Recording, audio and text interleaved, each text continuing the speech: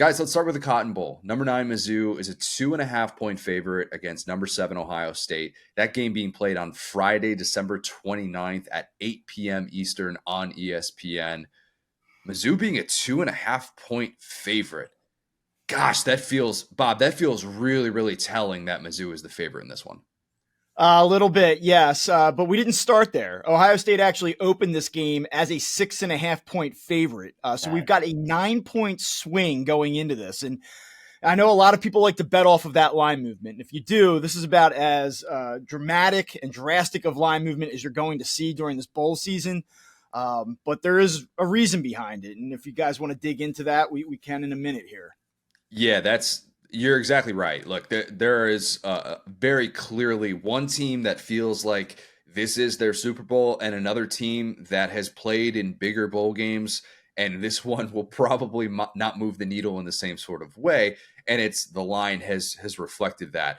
The Mizzou defense might be a little bit banged up, but could actually be getting healthier in certain spots if they get Hopper back. But they are favored because they should be relatively close to full strength, whereas Ohio State, we know they're going to be without Kyle McCord. He hit the portal. He's off to Syracuse. They have a bunch of other transfer portal guys as well. Kind of TBD as of this recording on guys like Marvin Harrison Jr., Travion Henderson. Devin Brown is expected to be the starter for Ohio State, so a bit of an unknown there. It feels like Vegas isn't even trying to sell us, oh, well, it's still Ohio State and they still have more talent. They're like, actually, you know what? Mizzou probably deserves to be the favorite for this one. Are we sure that Ohio State at full strength is even better than Mizzou? I don't know. A question worth asking. But Marler, what are your thoughts as you've seen this line move now to favor Mizzou by 2.5? I'm like beaming on this one. There's not a game when all the bowls came out, right? There's not a game that I think that I didn't have any kind of, like anything emotionally invested into, I'll say, that stood out more to me than this one. Because I think that like it feels almost like a group of 5 versus power 5 matchup. And Mizzou fans, before you get mad at me, just hear me out here. It's like, I think that there's so much that could be a program builder, a massive, massive win, and in a really, really good spot for Mizzou. And it just so happens that Mizzou is a Power 5 team that is one of the, I think, top 10 teams in the country and has been all year. A 9-point swing on the line. Like, I would have loved to jump in there at Mizzou plus 6.5. I just thought from the beginning, this is one of my favorite potential spots for a team like in the SEC, especially like Mizzou, because it's a team that's been underrated all year. They refuse to be respected. It's like a substitute teacher. I feel like they just refuse to respect Mizzou every single year, especially in the SEC. I love this spot for them. I think that they are in a really, really good spot. I think bettors are in a really good spot to make some money off of them. Bob, is there any world in which you could talk yourself into taking the 2.5 for Ohio State, or is it just too impossible to ignore line movement that drastic? Yeah, I think that you certainly have to consider the line movement element of this. If you're like trying to dig into trends or just something to latch onto to play Ohio State, Missouri does struggle typically in bowl games. They struggle in December to cover in general. 4-16 going back to 1992 against the spread. Missouri is. So, I mean, like you can look at it and say, well, program historically, there's not a lot of confidence there. But I do think that this is a different year and a unique situation, one that really favors Missouri. They were good against the number all year, 8-4 against the spread. And like Chris said, I think that this is a situation where you can really do something from a program perspective and going in and winning this game. So I think situationally it sets up very well for them. And I do think that they've sort of been undervalued and to a degree disrespected. Like I'll even tell you, like I bet the game back November 11th, Missouri, Tennessee. I liked Tennessee going into that game. I thought Tennessee was going to drop 40 points on Missouri that day. And I mean, Missouri dominated the 36-7. It was non-competitive from the jump. It was one of those games where immediately 5 minutes in, you're like, I've made a horrible mistake. And Missouri has kind of been able to do that to teams and opponents all year. So I look at this and I'll give you one more. You talk about historical, trends and data. Ohio State's 2-12 all time in bowl games against the SEC. Say it again, Bob. I hate Ohio State in this game. I love Missouri, so I'm very much with Chris on this. Yeah, and Mizzou is also, if you look at the schedule and the way that it's played out, played with every team on that schedule, and the most talented teams on their schedule, they covered against Georgia, didn't win that game, lost by 9. They walloped Tennessee, as you just mentioned, and then the game against LSU, they should have actually covered in that one if not for a backdoor cover by LSU with the pick six late. So any argument that Mizzou is sitting there just like, hey, you know what? There's a reason why they're kind of in this spot where they're only a slight favorite. No, they've actually hung with very talented teams and have looked like a much different Mizzou team that we've seen throughout most of the playoff era, with the exception of that first year when they won the SEC East. Marler, I know you love that first half. You love that. Can we drop that stat for us? Because I feel like I've been as all in on the Mizzou thing for a while. And when you told me this stat, I paused and I'm like, wait a minute, really? Is that right? But it speaks to just how good and how ready to play this team has been this year. Yeah, listen, you've worked with me long enough to know that like sometimes my math gets a little bit wonky. So it's right to make sure that like to double check this. But when I look at bets like this, and we talked about this in the last episode, I love a good first half bet. Some of the best value you can find, I think, is a better, in my opinion, first half bets, first half team totals, team to score first, things like that. And when you look at Mizzou, one thing about Eli Drinkwitz and that staff, they've been really good on script, right? So when I first looked at this, my first thought was, let's look at see like what they've done or what the number is for them to score first. It's Mizzou minus 120 because Ohio State is really good at a lot of things, but one of them is not really starting out early. And as Bob mentioned, they have struggled tremendously against the SEC. Then you look at Mizzou. They scored first in 9 of their 12 games this year. And on top of that, in the first half, the bet I love the most, Mizzou has not trailed at halftime in a single game this entire season. They have been leading at halftime in 11 of their 12 games. The only game they were not leading, they were tied at the half against UGA. That's a team that has played UGA closer than anyone else in the country over the past 2 seasons, which should speak like in and of itself. But they have been tremendous in the first half of games this year. Love them to score first at minus 120. Love them to win the first half, which is actually, I think, even money line right now. You can also get them, and you look at just something like they've managed to win the first half of games this year by an average scoring margin of 9.3 points per game in the first half. There's just a lot to like from about Mizzou, especially in the first half of games. Bob, is there anything that stands out along those lines with the Mizzou offense, with the superstars that they have, Cody Schrader, who has blossomed into one of the best stories and one of the best players in all of college football, and Luther Burden III, 2 guys that if they're going up against a defense that has been rock solid during the season, but if they are not at full strength and they're dealing with opt-outs and we're questioning the motivation, is there a play there with some of those guys that you've seen that stands out? Yeah, I go back to that Tennessee game that I was talking about, and I think that was the moment for me where I was like, wow, Cody Schrader, huh? I mean, he was fantastic in that game. And the way that he finished the season, he was fantastic. So much so that when you look at we don't know, and I don't have an actual number in front of me here for what his rushing total is going to be, but I am going to play the over on it. He has hit it 6 straight times to finish the season. I expect, given some of the uncertainty with Ohio State's, what they have on the defensive side of the ball coming into this game, I think that he's going to shine here. I think that this is a platform to kind of say, hey, go get it. I'm definitely going to play probably all things Cody Schrader in this game.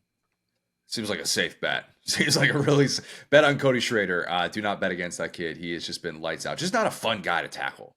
Sometimes, just don't overthink it. Just not a fun guy to tackle. Marler, is there anything that stands out with the way that Ohio State, we think the roster could look? It's hard to sit here and say on December 19th as we're recording this that Marvin Harrison Jr. is a lock to play. If Maserati Marv is suddenly going to be out there, does that change how we feel about Ohio State? Is it still kind of like the same sort of outlook where it feels like this is a matchup that should favor Mizzou, and maybe some of the props would reflect that? So, I mean, I'm still at a spot with Ohio State. I don't think he's going to play, right? But just the way that unfolded with the players entering the portal, not just the amount of people that entered the portal, the way it happened and how it was so quick and like sudden, that kind of worries me. Again, like from a value standpoint, I think you look at Mizzou and all of the value from a betting standpoint is on them. Like you talk about Ohio State, you brought up how good that defense has been. We always just assume when we talk about Ohio State, we just kind of talk about their offense because Ryan Day's been so great with quarterbacks and the offense has been so good. There's so much star power over the last 3, 4, 5 years. but number 3 in total defense, number 3 in yards per play allowed, number 1 in the fewest touchdowns given up, which would take me to my next point here from a value standpoint. Mizzou, the first scoring method to be a field goal, and they have one of the best kickers in the country, and Harrison Mevis, the thicker kicker, plus 225 for that to be the first scoring method. For Mizzou specifically, that to be their first scoring method, plus 200. I love that as well. Like I said, I think Mizzou will be able to jump on them early. And if you want to take Ohio State and you want to say that, like, you know, you're so confident in them to win, I love the first half full game prop bet where you can say Mizzou to win the first half, which I've already told you how much I love that, and Ohio State to win the full game, plus 700 on that. Yeah, look, Harrison Mevis, I have legally adopted him. The thicker kicker is he is the lad of all lads. He truly is. Easy kid to be able to root for. Could definitely see a long field goal attempt on a first drive or something like that if the Kirby Moore script is right for that Mizzou offense. The one thing I wonder about, Devin Brown in a prove-it game, in a spot where you kind of wonder, like, this is his audition. This is his audition to try and win the starting job. As of this recording, we don't know what Ohio State is going to be doing in the transfer portal.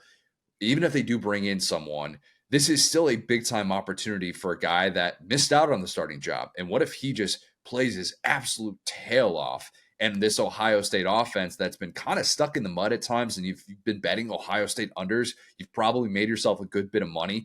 But if you are going to take the Ohio State side, it feels like parlaying it with some sort of Devin Brown prop in terms of, you know, over on passing yards or over on touchdowns. It feels like that would be the play, but we just haven't seen a whole lot of them, and it's hard to have a whole lot of confidence. So I agree. Is there anything else that you guys want to hit on with this game that you think the people should be aware of? Real quick, Bob, the only thing I've seen from Devin Brown I hate, and that's that he wears number 33, and that is a gross job of a quarterback. The only thing, and I'll defer to Bob on this one, but like we talked about the props, as the day that we're recording this, the actual player props are still not out. But one prop that I played a bunch of times this year was Brady Cook over 1.5 total touchdowns. Interested to hear Bob's thoughts on that, because I think that's been a really good play at times because he's able to rush the football and also throw the ball really, really well. But as you said, I wonder if that's kind of futile because you're going into a game where maybe Cody Schrader is the workhorse. Yeah, it's interesting. You know, I don't really have much more for you on that front. The only thing I will say, because this has been very pro Missouri, we've really leaned that way. You go back to the start of the 2021 season. So Ohio State, if they hold the opponent to less than 5 yards per carry, they're 25-1 outright. Wow. So if you can stop the run, again, like this seems like cliche 101 stuff, but if you can keep the opponent in check here, there's probably a pretty good correlation between, you know, the ability to win the game. That's where I come back to Schrader. And I think that he's going to have the game that I said he was going to have. And that's why, like, I correlate all of this stuff together. For me, like, when I go to submit the ticket on this game, it's going to be Schrader to score over the rush yard total, Missouri to win. Like, that's the way I'm going to go about this. I haven't really, I just like where Missouri is at coming into this game. I don't think Ohio State cares about this game. The whole thing, like we spent in the first episode, we talked a lot about motivation, right? We didn't really even address that in this conversation. Yeah. How motivated is Ohio State going to be in this game? I truly don't see it. So that's the angle that I'm going to come from on this. Very offended, Bob, that you didn't have a single first half bet on that ticket. You said you were going to submit. Just very, I mean, what the hell, dude? What the hell? Well, no, actually, I mean, I'm with you on that. I am going to play that as well. I mean, you said they've been tremendous front runners all season. This game would be really, really interesting with both teams at full strength. I think it'll still be really interesting to see the way that this Mizzou team caps off what's been a historic year for them. I would be putting, like, I think I have Mizzou in the 20s in my confidence pool. And that's probably also because you got to know your competition. I got Midwest people in my confidence pool league. They're probably going to be putting a little bit on Ohio State, and I see it as a nice spot to be able to take advantage of those who have been paying attention closely to the season, the way that it's played out. Hey, sports fans, we've got an exciting offer exclusively for new users of ESPN Bet. When you join, be sure to enter the promo code SOUTH during sign up to unlock an additional $50 in your betting account. That's right. You can wager on your favorite sports and receive up to $250 in bonus bets when you use the promo code SOUTH. Please remember, you must be 21 years old to participate in sports betting. We encourage responsible gambling within your means. If you ever need assistance or support, please reach out to 1-800-522-4700. Join the action today and make the most of this fantastic offer.